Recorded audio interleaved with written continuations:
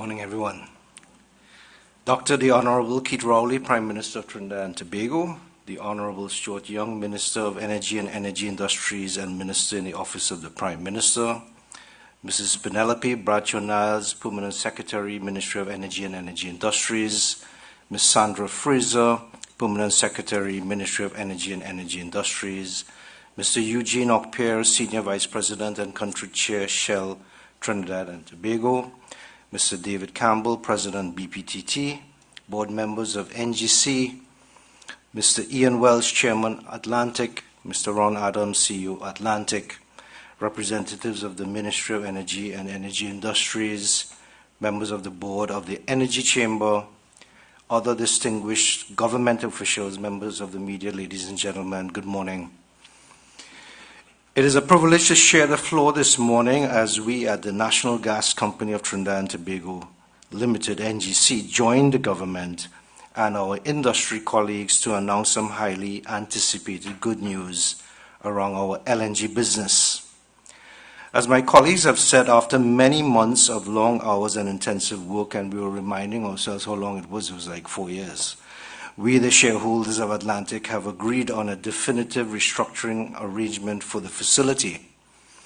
The specifics of this arrangement will be shared at a later time, but I will take this opportunity to express NGC's satisfaction with being very much part of this process. Discussions around the ideal commercial and ownership structure for the Atlantic facility have been protracted, not just because of the complexity of existing arrangements, because it was imperative that we get it right for the long term. We needed to land on an agreement or agreements that consider the interests of all stakeholders along the natural gas value chain. And although the multi-party process was at times arduous, complex, and time-consuming, I am sure that all shareholders would agree that the eventual outcome augurs well for our shared vision for Atlantic LNG to operate at a world-class level. Ladies and gentlemen, to appreciate the importance of this milestone agreement, we must contextualize Atlantic's business in both the national and global economy. In Trinidad and Tobago, a large fraction of the value that we generate from our gas derives from the LNG business. It stands to reason that the strength of our economy is tied to the health of that industry. Having an optimal commercial structure for Atlantic will help streamline our LNG business and, in the process, reinforce that pillar of our national economy. Moreover, it is expected that with the completion of the Atlantic restructuring exercise, focus can now be placed on investment decisions to pursue development projects such as Manatee and the deep water acreage that will hopefully bring more gas into the system. With Atlantic's future made more secure by this restructuring, we hope to see more development activity, which ultimately boosts gas availability and long-term sustainability for the local gas industry. All around, this is great news for Trinidad and Tobago. For us at NGC, the aforementioned are just some of the positive outcomes of this agreement. As you know, the NGC Group is spearheading a number of clean energy initiatives as part of our green agenda. Since natural gas is recognized as a critical fuel for the energy transition, LNG is a top-tier solution in our suite of carbon mitigation strategies. We are confident that the restructuring of Atlantic will allow us to better serve our growing markets, possibly increase our equity stake in the business, and strengthen our support of global decarbonization efforts through LNG. Ladies and gentlemen, with a new commercial structure in place, Atlantic can now look to build on its legacy of excellence and evolve to meet the demands of the current energy landscape. We can now put our assets to best use and work towards generating even more value with a smaller footprint. As shareholders, we are excited to journey with the company and help transform Trinidad and Tobago's world-class LNG industry into a model of carbon-conscious energy. Before I close, I wish to express heartfelt gratitude to the government of Trinidad and Tobago, my industry colleagues, and all the working teams whose efforts have led to this moment. Your investments of time and energy into this process are unquantifiable, but we will no doubt see returns in equal measure. That said, we know there's still quite some work to be done, and I look forward to our continued collaboration. I thank you.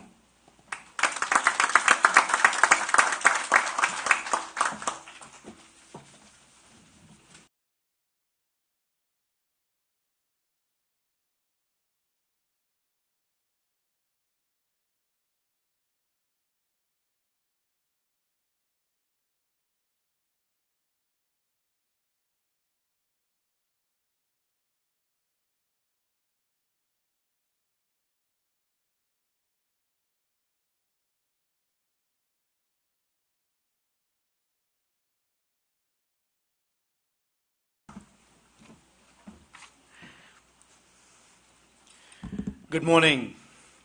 To Dr. the Honorable Keith Rowley, Prime Minister of Trinidad and Tobago, to Mrs. Penelope Bradshaw Niles, Permanent Secretary in the Ministry of Energy, Energy Industries, to Ms. Sandra Fraser, Acting Permanent Secretary, Ministry of Energy, Energy Industries, to Mr. David Campbell, President of BPTT, to Mr. Mark Loquan, President of NGC, to Mr. Eugene Okper, Senior Vice President and Country Chair, Shell, Trinidad and Tobago, Board Members of NGC, to Mr. Ian Welch, Chairman of Atlantic LNG, to Ron Adams, the CEO of Atlantic, to representatives of the hard-working Ministry of Energy, Energy Industries, to Mr. Dax Driver and members of the Board of the Energy Chamber, other distinguished government officials, members of the media, ladies and gentlemen.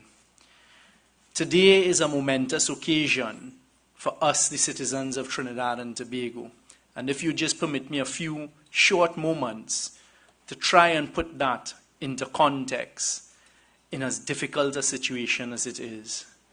What we're witnessing here today is the energy security of Trinidad and Tobago in the future. This has never happened anywhere else in the world where a government has sat down and negotiated the future of LNG trains and the LNG facility for the future with the shareholders. And that gives you an idea of the length and the period of history in the global energy market. And we have done it right here in Trinidad and Tobago for the first time. What today means is we're declaring we've finished the negotiation of the commercial terms of how Atlantic LNG will look in the future, thereby securing for our citizens a future in the LNG market with major shareholders, BP, Shell, and of course our own NGC. What that in turn does, it secures continued investment in upstream gas production, which is critical not only for our LNG, but also for our domestic market, in which we are a global leader and a global player. What you've seen for the first time, save for many decades ago when the decision makers in the country would have taken a decision to go the route of LNG in addition to the petchem market, is you're seeing a government that has worked on many different fronts. I was thinking there's a saying, walk and chew gum at the same time. Not only has the government walked, chewed gum, drank water, held an umbrella, it's also done much more than that. Because whilst we were working over the last 4 years in very difficult times in a volatile industry to restructure Atlantic LNG, we've also secured further upstream investment for LNG and for the petchem sector. We've also been pushing, negotiating, and ensuring an energy security future on a global level as well. And I'd like to take the opportunity, as I was telling the leaders before the Honorable Prime Minister came along, to thank Dr. Rowley sincerely on behalf of us in the country from day one, taking such an interest in the energy sector and driving this from the office of the Prime Minister. Because you see, if that wasn't done with that level of commitment, focus, energy and emphasis, our citizens don't know how close we would have come to things suddenly disappearing on us. That is the context of what you're seeing here today. We have sat for many, many months. It's been over 4 years. We've dealt with it through COVID and other difficulties, where 1 minute you're speaking about gas prices. You all would remember at the start of COVID when oil prices declined to below $0 a barrel in WTI. You're dealing with that volatility, and then on the 25th of February this year, the world waking up on the 24th and on the 25th dealing with a crisis between Russia and Ukraine that has changed the energy landscape and the volatility of prices. What we've done here today as a government is secured for the shareholders of Atlantic LNG commercial certainty, and that has not been an easy task. I'd like to take the opportunity to thank all of those who have participated in this process. As I said, it has not happened anywhere else in the world before. So I thank the members of BP under the current stewardship of David, prior to that Claire and others. I thank the members of Shell under the stewardship of Eugene and Anders and the team, Bilal, who joined from BP later on. For Mark, Verlia, Mitzi, for the tremendous work and support you all have done out of National Gas Company. And we as citizens should be proud that our nationals have been able to stand up at a time like this and to do what is right to secure the energy future of Trinidad and Tobago. Last and certainly not least, to the leadership of the permanent secretaries of the Ministry of Energy and Energy Industry, who have been pillars of strength, and to the rest of the team, some of whom are assembled here today, too many to name, but you know yourselves. We have depended on you and your expertise, to our consultants and our lawyers who have helped us as well. So my job really today is just to thank you all. It's momentary though, as I was telling the PSs, because now it's time to move on to the next project for us. And one of the big ones that we'll be dealing with, and I'm putting you all on notice immediately, is the negotiations with our Deepwater province. As soon as the ink is dried on this and the commercial agreement and terms are settled for the future of LNG in Trinidad and Tobago, that is one of the big areas that we're moving on to as we commence the negotiation of terms for the Deepwater, because that must play an important part and role in the future of energy security for Trinidad and Tobago. Prime Minister, thank you for the confidence that you've placed in us at the Ministry of Energy, Energy Industries, for the guidance, for your support. Often in the negotiations, you need to bring out the big gun. And at times, the Prime Minister came out and he supported us as we met those stumbling blocks along the way. And we're very grateful for that guidance and for the support. To all, today is a great day for Trinidad and Tobago. I thank you for the opportunity to be part of it and look forward to us continuing to secure the future of the energy sector in Trinidad and Tobago.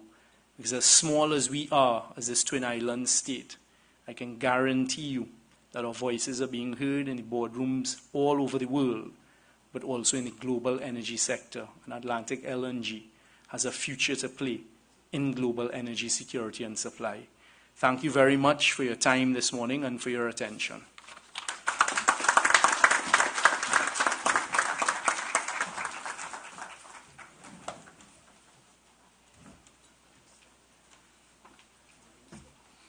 Thank you very much, Minister Young, Minister of Energy and Energy Industries.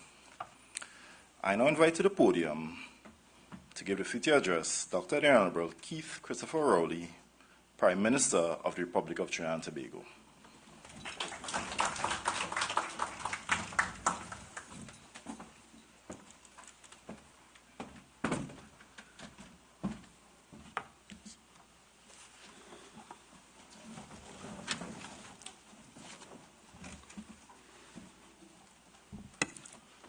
Thank you very much for inviting me to share the moment with you all.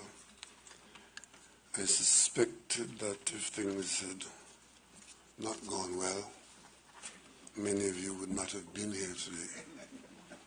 So let me thank you all for coming out.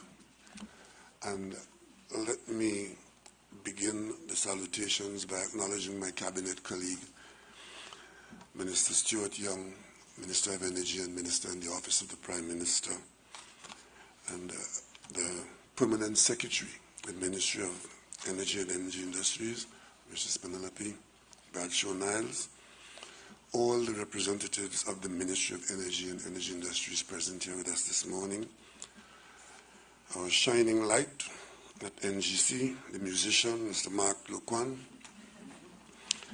and the chairman and board of the NGC.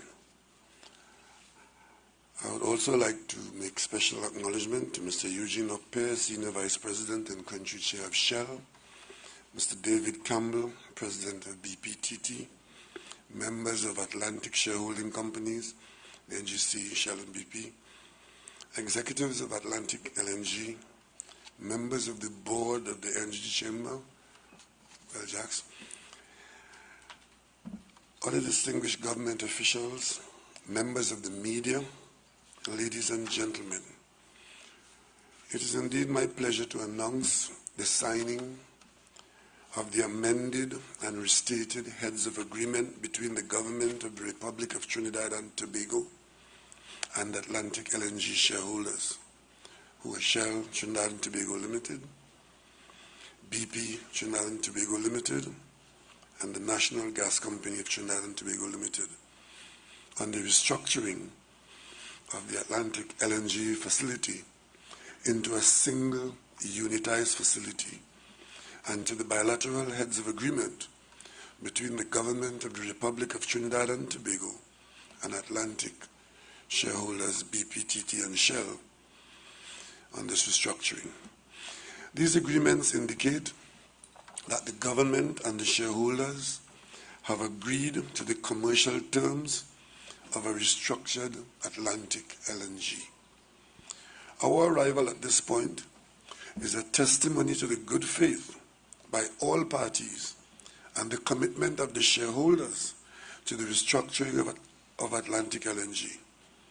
The process commenced in 2018 when government initiated discussions with the country's major gas producers, BP Trinidad and Tobago and Shell Trinidad and Tobago Limited, on gas-related issues. One major objective of the negotiations with BPTT and Shell was an agreement by the parties to restructure Atlantic LNG. In March 2019, the shareholders of Atlantic LNG signed a letter of intent affirming their willingness to agree to discuss with the government the restructuring of Atlantic LNG. In April 2020, the shareholders submitted a proposal to government to commence negotiations on a heads of agreement, which was to be followed by definitive agreements. Following intensive negotiations, agreement was reached on a heads of agreement. On January 25, 2022, the government of Trinidad and Tobago and Atlantic LNG shareholders signed the heads of agreement that outlined the governing principles referred to as government principles that will form the basis of the definitive restructuring agreements for the restructuring of Atlantic LNG. The heads of agreement represented a commitment by all parties to commit to enter into good faith negotiations regarding the restructuring of the Atlantic facility into a unitized model with a common ownership structure, a commercial framework for gas supply and offtake, and transitioning of the Atlantic facility into a single unitized facility. This has never been done before. These negotiations and agreement are unprecedented, and it has not been known to happen anywhere in the world as far as we are aware. The heads of agreement also outline the government's principles, which form the guidelines of the negotiations that took place over the last 11 months. These negotiations have been taking place at a time where the global energy market is in crisis, brought on by the lingering effects of the COVID-19 pandemic, geopolitics, including the war in Europe, and the global movement towards a low-carbon economy. Given the magnitude of this exercise and the fact that such restructuring is novel in the energy sector, meant that the negotiations were complex. The original schedule also did not cater for complications associated with the bilateral commercial negotiations between government and Shell and BPTT pursuant to commercial law. As a consequence, the original projected date of June 30th, 2022 for the execution of the definitive agreements was always very ambitious and unfortunately could not have been met. Notwithstanding, we have made significant headway as the government and Atlantic LNG shareholders, after months of difficult negotiations, have come to agreement on positions regarding substantial issues such as the terms and conditions of the license, participation in the new entity, the new shareholding of Atlantic LNG, the commitment to gas supplies to the trains, third-party access, and other critical commercial agreements. In connection with these objectives, the parties have agreed to amend and restate the original heads of agreement dated January 25th, 2022, with agreed terms of the definitive restructuring agreement and the substantive issues which have been built on the government principles and the commercial construct forged by the parties. It is the intention that these substantial issues and other issues under negotiation on conclusion of settling complex and extensive legal documents will be represented by binding definitive restructuring agreements which are projected to be executed on March 31st, 2023. In parallel with the negotiations with Atlantic shareholders, the government of Trinidad and Tobago's empowered team entered into negotiations with BPTT and Shell separately on commercial issues in order not to breach any commercial law. After many hours of negotiations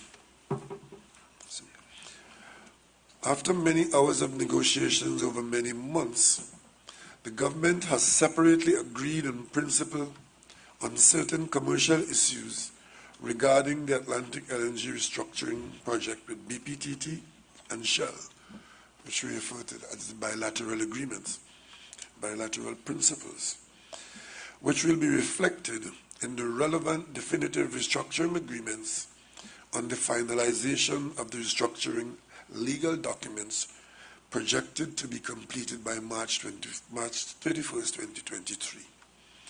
These issues are subject to separate bilateral heads of agreement which are being executed with the government of Trinidad and Tobago contemporaneously with the amended and restated heads of agreement between government and Atlantic LNG shareholders.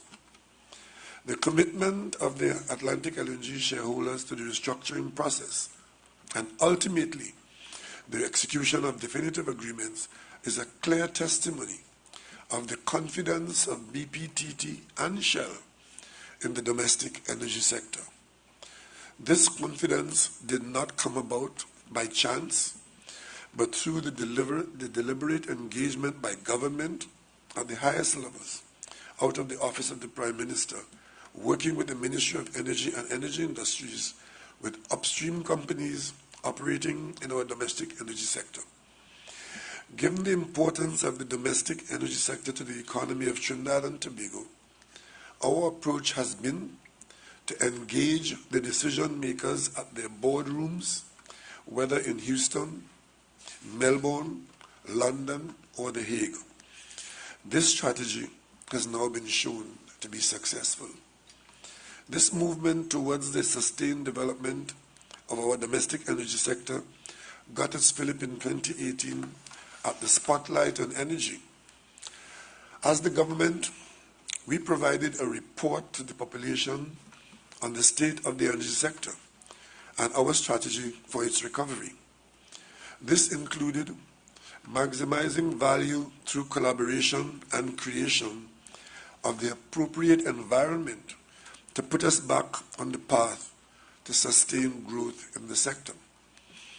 We told our citizens and the major stakeholders that whilst we are happy to see investment in our country pay good dividends to the investors' shareholding, we also needed to see better terms for the people of Trinidad and Tobago through a process of respectful negotiations. It was never going to be an easy task, but we were determined to do it based on a foundation of mutual respect and understanding. Our strategy has been effective as upstream investment has been significant, averaging approximately $1.54 billion per annum for a total investment of $7.7 billion for the period 2017 to 2021. The preliminary figures for the period 2022 to 2026 indicate an upstream investment in excess of $5 billion. Our major gas producer, BPTT, is projected to expend some $2.4 billion over the period 2022 to 2025. Government has facilitated the company continuing upstream activity with the grant of 10-year license extensions to its Southeast Coast exploration and production licenses, commencing with the Southeast Galeota license in 2018, and in 2020, its 91 Teak, Salmon, and Pui license, and the East Mayaro license. In consideration of the extension of these licenses and the settlement of outstanding legacy issues, the state benefited in the sum of $1 billion TT, and it is projected that we'll benefit by an additional $250 million by September 2024 due to the modernization of the exploration and production licenses. Shell, the other upstream producer, has also sought to consolidate its upstream capacity. In 2019, the company received approval for the field development and marketing plans for its Colibri project comprising Block 22 and NCMA 4 and its Barracuda project comprising Block 5C. This led to significant increased production by Shell. In addition, government granted extension to the year 2030 to Shell's East Coast production sharing contracts comprising Block 5A, Block 6B, Block 6D, and Block E, and to the year 2035 in respect of NCMA 1 block. In consideration of the extension of the licenses and settlement of outstanding legacy issues, the state has to date benefited in the sum of over $4 billion TT. In 2021, a production sharing contract was granted to Shell in respect of Subblock 6D, which is the Manatee Field, which was consequent on the government-to-government agreement where we negotiated with the government of Venezuela to allow the delinking of the Trinidadian field from the Venezuelan field, Loran. The key terms and conditions of the agreement include the duration of the production sharing contract for a period of 25 years and marketing arrangements in which gas to the domestic market will be via NGC and exports via Atlantic LNG facilities. The consolidation and expansion of resources by BPTT and Shell serve to optimize the capacity available for the production of LNG and to satisfy domestic requirements. Notwithstanding the welcome continued active participation of BPTT and Shell, we have agreed that there is opportunity for other third-party gas producers to participate for the first time in our LNG facilities, either through the affiliate of one of the shareholders or as participant in its own right. Given the value that can be derived in LNG, it is an incentive to all upstream producers to intensify their effort to maximize their natural gas production. This is a major and progressive move that will benefit us in Trinidad and Tobago, as for the first time, it allows third-party access to Atlantic LNG.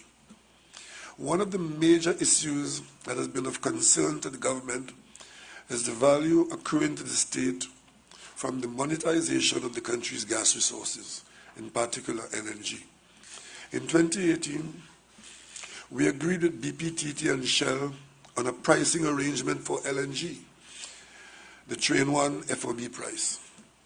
This pricing formula is based on three market-reflective prices, namely 1/3 Brent, 1/3 JKM, and 1/3 NBP. It was further agreed that new marketing arrangements would adopt this pricing as compared to Henry Hub, on which most LNG marketing arrangements were based, and to a lesser extent, the Spanish market power price. This agreement has benefited Trinidad and Tobago in certain arrangements that we had as a result of our negotiations coming out of 2018-2019. From inception in 2018, the Train 1 FOB price maintained on average a $2 per MMBTU differential over Henry Hub. However, by the commencement of fiscal 2022, this differential had increased to $6 per MMBTU and rose as high as $16 per MMBTU in fiscal 2022. The combination of improved global energy prices, new marketing arrangements for LNG, and measures introduced by this government, as well as contracts negotiated in our downstream petchem sector, have resulted in energy revenue for fiscal 2022 of over $29 billion, compared to an average of $10 billion for the preceding 5-year period. Whilst higher commodity prices are part of the basis for this increased revenue, it is also directly related to the better terms that have been negotiated since 2017. In the amended and restated heads of agreement, the parties have agreed in principle to formulae which are market reflective and are patterned on the Train 1 FOB pricing formula. This is consistent with the objective and the government principles of the heads of agreement that the people of Trinidad and Tobago receive a fair and equitable return for our resources, and the shareholders earn commercially reasonable levels of profit, commensurate with the degree of commercial risks associated by such entities. The full impact of the benefit to the country of the proposed pricing will become apparent on the completion of the restructuring and the full commercialization of the restructured entity. However, based on the current FOB price, the revenue that would accrue to the government could amount to double that of earlier arrangements pre these negotiations. The New Atlantic LNG structure will see a greater involvement by the state in the supply and marketing of LNG. Until now, all marketing of the minister's share of natural gas in production sharing contracts was undertaken by the operator on behalf of the minister, Government of Trinidad and Tobago. In the recently executed Manatee Field PSC with Shell, the minister, that is the Government of Trinidad and Tobago, will be taking a more active role in the marketing of natural gas to be produced from that field. NGC will have a new and increased shareholding in the New Atlantic LNG structure and will benefit from this variation in the marketing of the minister's share of production. This shift in policy enables the state to play a more in-depth role in the commercial arrangements for the marketing of LNG, which will be consistent with the actions of most gas exporting countries. The restructuring of Atlantic LNG has come at a time when there is a tightening in the LNG market caused by low supply growth and increasing competition between Asia and Europe, resulting in elevated LNG prices. Standard & Poor's Global Platts in its November 3, 2022 Global 5-Year Forecast has predicted that growth in LNG supply will be slow in the near term before accelerating in 3 to 5 years with the coming on stream of new capacity, primarily from North America and the Middle East. Overall supply is projected to remain in equilibrium with demand over the period 2022 to 2027. The price outlook for the medium term is mixed, with prices in Asia and Europe to remain supported to 2024, but expected to come under pressure with the next wave of liquefaction expected by 2027. The projection of various LNG market prices show that the European and Asian market prices at least $9 per MMBTU higher than Henry Hub and ranges over the period of 2022 to 2027. This has vindicated the movement away from Henry Hub in the new marketing arrangements for Trinidad and Tobago in LNG. The restructuring of Atlantic LNG has given us the opportunity to reinvent the LNG business in Trinidad and Tobago. As such, I am pleased with the cooperation of the Atlantic LNG shareholders in progressing this project, and I trust that we can speedily conclude the final legal documents. However, the restructuring exercise is just one, although important element of the process. Equally important is the gas supply. At present, we have several upstream projects either with Atlantic LNG shareholders or third parties, which are awaiting final investment decision. If we are to make this project a success, we need to bring these upstream projects on stream and accessible to the restructured Atlantic LNG facility. As a government, we are prepared to intervene if necessary, but hope that the parties will take an accommodating stance without jeopardizing their commercial interests. We have shown that we are a strategic and proactive government in the energy sector, and I assure all of our stakeholders that we will continue to work with you to ensure that we remain a leading and competitive province. In closing, I wish to recognize the substantial work undertaken by the shareholders and the government-empowered negotiating team in bringing the restructuring of Atlantic LNG to this juncture. I would like to thank BP and Shell for working with the government to achieve this milestone and for continuing to see Trinidad and Tobago as a place to invest and to partner with. It has been a long and at times difficult journey, but we have demonstrated that through the principles of fairness and mutual respect, we can all achieve fair and good returns.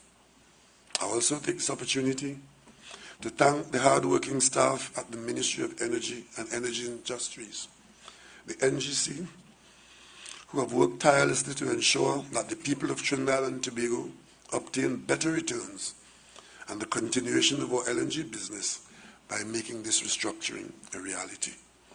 I look forward to the culmination of the execution of the definitive agreements of March 31st, 2023, and to a bright future for all the shareholders of Atlantic LNG, which include all those investing groups, as well as the resource-owning people of Trinidad and Tobago, and together we can all prosper. I want to thank teams that are currently on board. Many of you are now known to me personally. You were total strangers when we started out. And I want to highlight and acknowledge and thank two people at BP who were surprisingly understanding of Trinidad and Tobago's position when we first started on this journey. And that is Bernard Looney and William Lynn. And I ask you at BP to convey our thanks for the respect and the cooperation that they showed us. And I want to thank all the board members of BP and Shell, who, when we turned up on their doorstep, telling them that we wanted to renegotiate the arrangements without having a legal basis to open the contracts, and they sat and listened to us. And our story was that in this business, we can build relationships if we respect each other, because the shareholders of your corporations are no different and no better than the shareholders, who are the people of Trinidad and Tobago. I thank you for your understanding. I thank you for your time.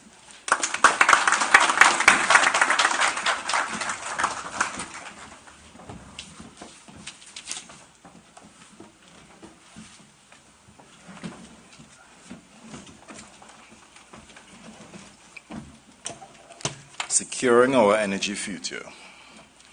Thank you, the Honorable Prime Minister, Dr. Keith Rowley, Prime Minister of the Republic of Trinidad and Tobago. I now invite to the podium Permanent Secretary of the Ministry of Energy and Energy Industries, Penelope Bradshaw-Niles, to give the vote of thanks.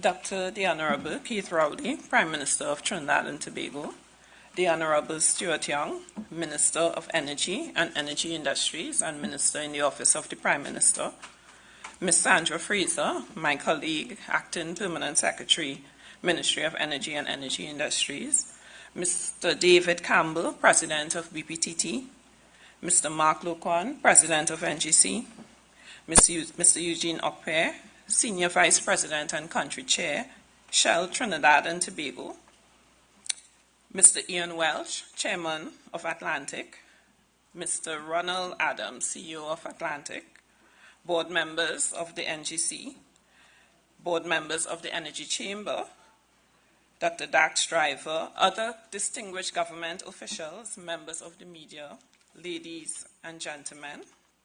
Today's events would not have been possible without the commitment, hard work, and dedication of many persons in and out of this room.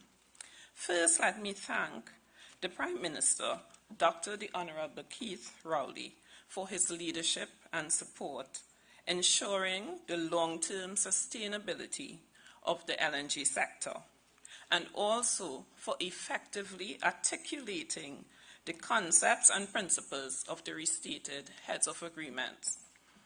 I endorse his sentiments today that these negotiations are unprecedented and have been done in good faith by all parties. To our tireless, engaged, and committed Minister of Energy and Energy Industries, the Honorable Stuart Young, our deepest gratitude for leading this charge and for spending long hours in negotiations with the shareholders, but also in preparation meetings with the GOA team. Thank you very much. Many hours of hundreds of hours have gone into the negotiations, so allow me please to pay some tribute to some members of the team. To all of the shareholders, Mr. Eugene Okpe and his right hand, as I call him, Mr. Anders Ukfal of the Shell team and all of the rest of the Shell team, Mr. David Campbell, his predecessor, Ms. Claire Fitzpatrick, Mr. Bilal Sheikh and his predecessor, Mr. Colin Allen and the rest of the BP team, Mr. Mark Loquan and Ms. Vilia Quanvi, I think, who is both left and right hand, and also Ms. Mitzi St. Rose and the rest of the NGC team. The GOA team, Ms. Sandra Fraser. Without her, I don't know what I would be doing, but I really thank her. Our internal advisors, some of the stalwarts of the industry, Mr. Selwyn Lashley, Mr. Richard Jeremy, and Mr. Leroy Mears. Our internal legal and technical team, Ms. Louise Poywing, Ms. Indira Ramkisoon, Mr. Dave Mungle, and the rest of the Ministry of Energy team. We also had some consultants, White and Case, Poten and Partners, and Gas Strategies, and Mr. Richard Beckles, who is here with us today.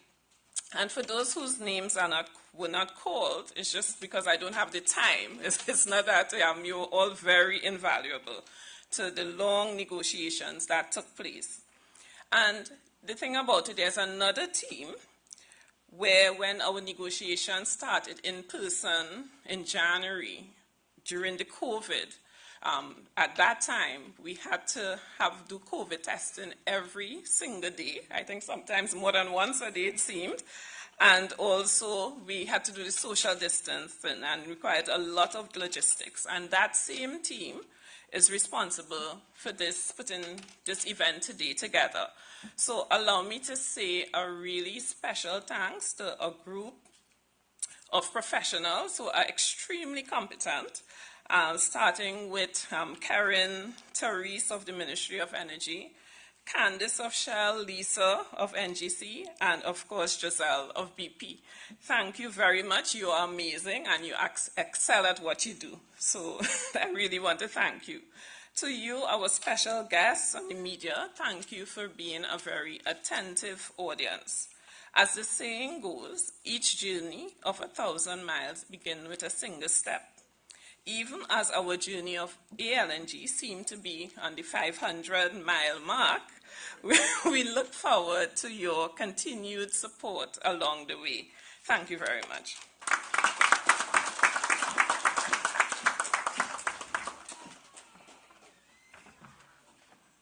Thank you very much, P.S. Niles, Permanent Secretary of the Ministry of Energy and Energy Industries. We will now have the signing on stage, so I invite all parties involved to please come on stage.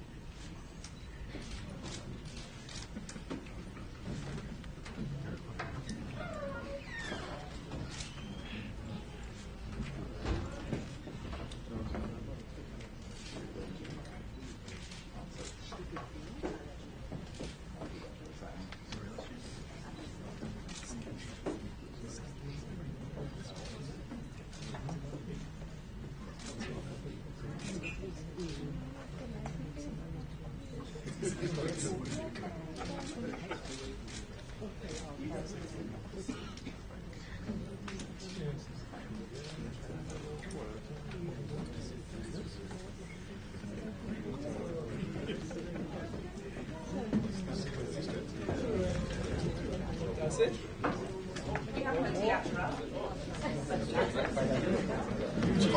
Eugene didn't want to sign these. Now have the multilateral sign.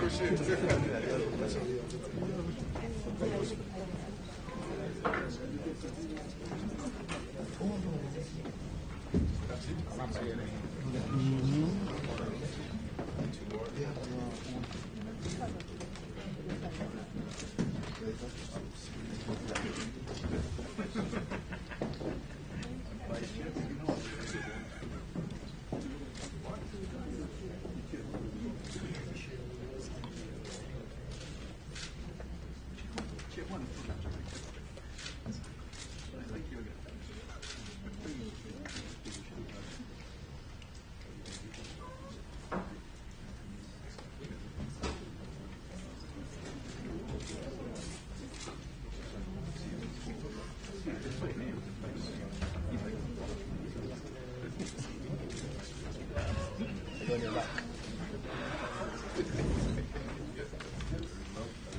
have a round of applause, please.